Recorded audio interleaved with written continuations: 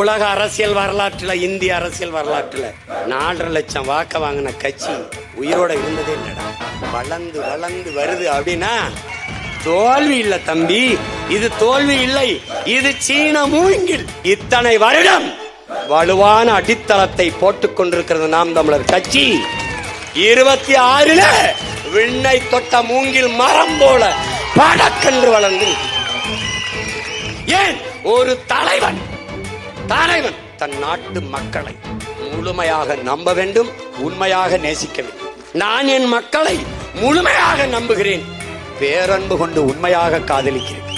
உடன் பிறந்தவர்களே, கரும்பாறையை அலை கரைத்து விடுவது வலிமையால் இல்லை, தன் விடா முயற்சியால் என்பதை நீ புரிந்து கொள்ள வேண்டும். முந்திக் கொண்ட முதல் கல் கோயிலின் படிக்கல்லாகிறது.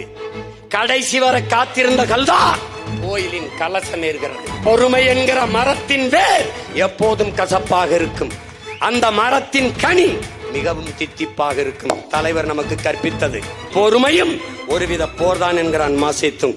நாம் செய்து கொண்டிருப்பது போர்தான், தோல்வி அல்ல, வெற்றியை துரத்தி கொண்டிருக்கிறோம். மிக குறுகிய தூரம்தான்.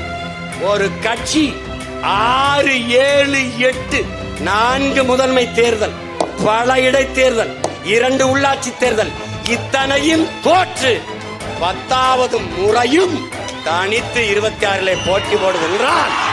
இந்திய பெருநிலத்திலே, உலக அரசியல் வரலாற்றிலே ஒரே ஒரு கட்சி, அது பிரபாகரன் பிள்ளைகளின் கட்சி, அது நாம் தமிழர் என்கிற அரசியல் கட்சி.